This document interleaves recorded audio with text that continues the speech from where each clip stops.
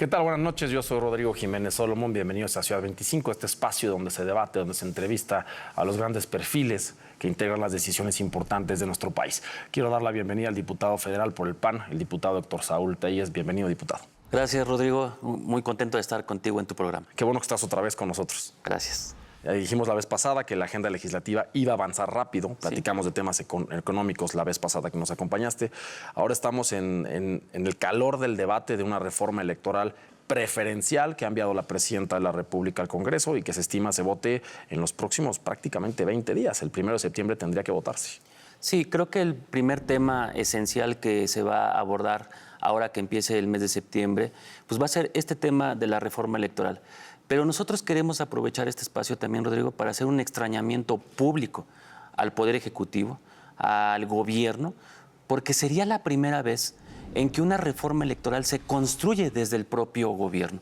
Todas las reformas electorales anteriores desde los años 70, 80 y la de los 90 que culminó en que la configuración de las cámaras cambiara y por primera vez un presidente no tuviera mayorías, se construyó desde la oposición. En la línea histórica que tú comentas, las reformas electorales a nuestro país, es cierto, emanaron de las voces de la oposición. La idea era arrebatarle poder, sobre todo electoral, y generar una balanza más justa para que pudiera existir alternancia, que se logró en el año 2000. Pero también fue un suceso de eventos que fueron culminando en el crecimiento de la oposición. Se escuchó a la oposición porque la oposición creció.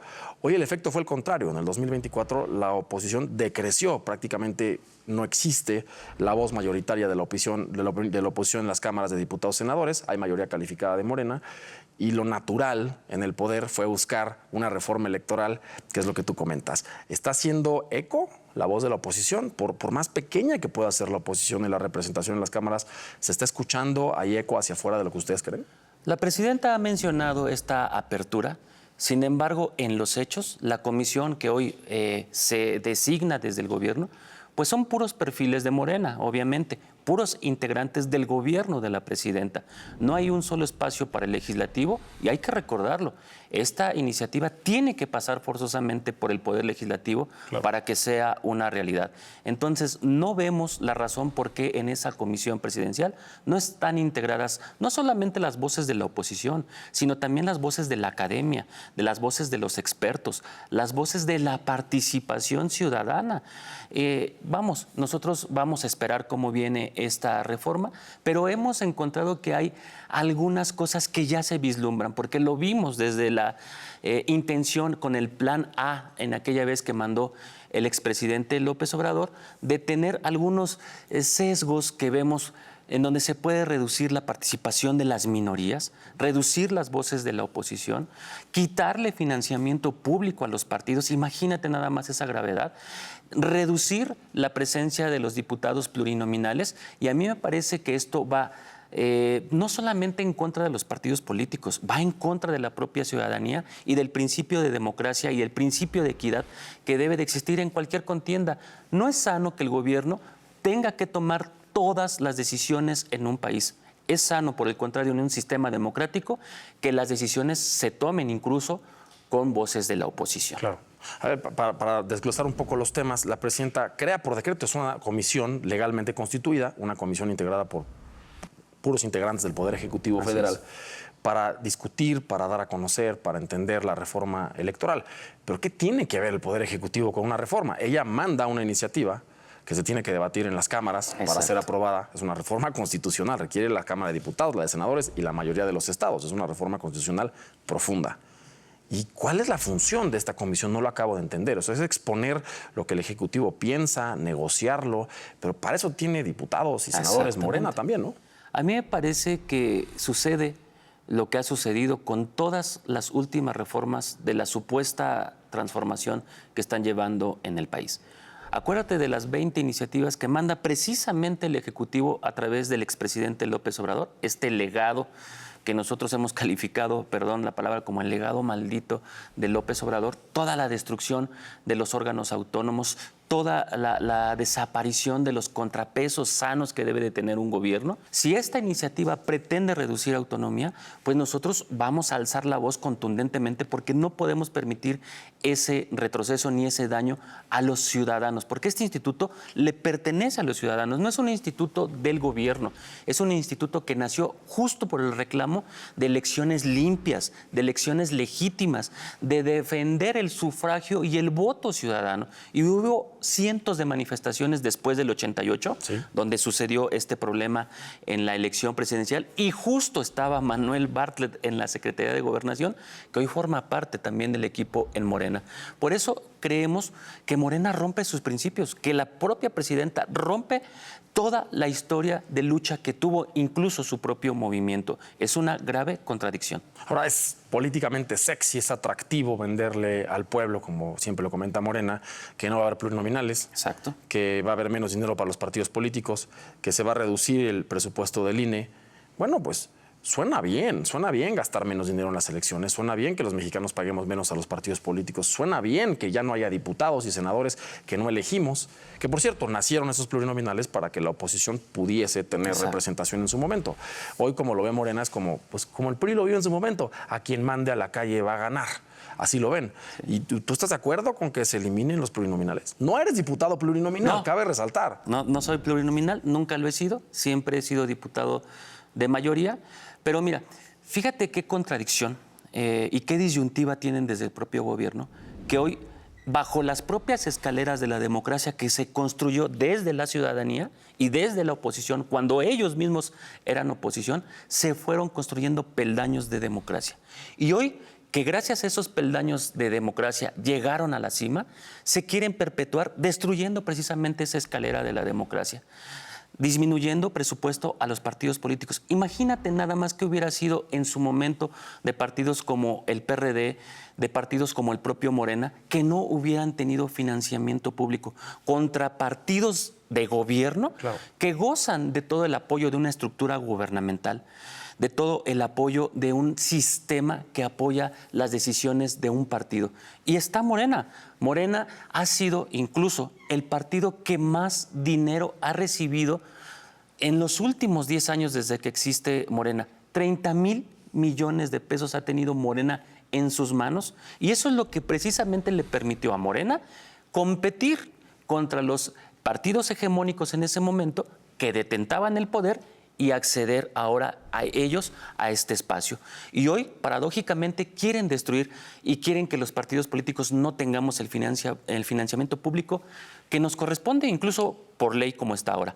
Dicen, encontremos otras fuentes de financiamiento para los partidos. ¿Cuáles? Los poderes fácticos que estén detrás de los partidos, los empresarios, las organizaciones religiosas, ¿el crimen organizado detrás de los partidos financiando campañas? No, lo que no queremos es lo que suceda y lo que hace Morena hoy a escondidas, que es financiarse de la corrupción que sale del propio gobierno y financiarse incluso del propio narcotráfico en el país.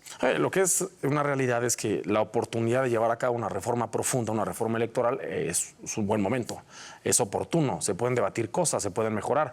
Hace apenas un año y cacho, la ciudadanía salió, también el PAN, a marchar a las calles para defender al INE. Sobrevivió el INE, ese plan A del expresidente López Obrador, después vino la reforma judicial que operó el INE y ahora está en riesgo el INE como lo conocemos hoy. Pero puede mejorar, diputado. Por supuesto, creo que es una gran oportunidad. Nosotros estamos poniendo sobre la mesa varias propuestas que ojalá que el oficialismo tome en cuenta. ¿Qué es lo que queremos? Justo recuperar al INE, justo darle esta fortaleza de blindaje de autonomía, revisar el esquema de selección de los consejeros, pero no por voto popular. Ya vimos lo que sucedió con las acordeones, este mal ejercicio de decidir quiénes serán ahora los nuevos juzgadores, que fue una parafernalia y una estrategia de Morena para únicamente cooptar al Poder Judicial. No queremos que suceda lo mismo con el INE. Si el voto popular es quien va a decidir quiénes son los consejeros, estamos cometiendo un grave error y estamos sometiendo que nuevamente las acordeones salgan para decidir quiénes serán los consejeros del INE, con todo el aparato gubernamental apoyando la difusión de estas acordeones. No, vamos a hacer un proceso de selección limpio, transparente, en donde participe la ciudadanía, la academia, los expertos, los poderes de nuestro país para seleccionar los mejores perfiles para que sean los consejeros y darles la autonomía que ellos necesitan para tomar decisiones. El financiamiento público debe de subsistir. El esquema de plurinominales estamos abiertos a revisarlo. Fíjate, Rodrigo, tenemos una propuesta interesante que ya sucede incluso en la Ciudad de México y ha dado buenos resultados. La lista A, que son los diputados de mayoría que ganan, como en mi caso en la calle, con el apoyo ciudadano. La lista B, que sean los mejores diputados, los mejores candidatos que perdieron, pero que lograron una votación tan alta que quedaron en segundo lugar, con muy buena votación, que merecen entrar en una representación en la Cámara de Diputados o de Senadores. Y la lista C, que sea una pequeña parte, es decir, la mínima, se va a reducir mucho la lista que mandan los partidos políticos. Pero podemos tener esta lista A, B y C, que puede otorgar mucho más legitimidad. Y ya sucede en la Ciudad de México, sucede en el Estado de México y va más allá. El grupo parlamentario del PAN tuvo una conferencia hace unos días y dicen, pongamos en la mesa la segunda vuelta presidencial, hablemos de sobrerepresentación. Y es interesante que lo diga el PAN, porque una crisis política que vivió México fue precisamente la elección de Felipe Calderón, panista, gana por un margen mínimo, muy chiquito. Se acuña la famosa frase del fraude electoral, que es un eslogan que incluso ha usado la presidenta, y el PAN dice hoy, vamos por la segunda vuelta. Yo creo que es una propuesta interesante. La segunda vuelta existe en muchos países democráticos en el mundo. La segunda vuelta lo que va a hacer, Rodrigo, es legitimar completamente una victoria presidencial.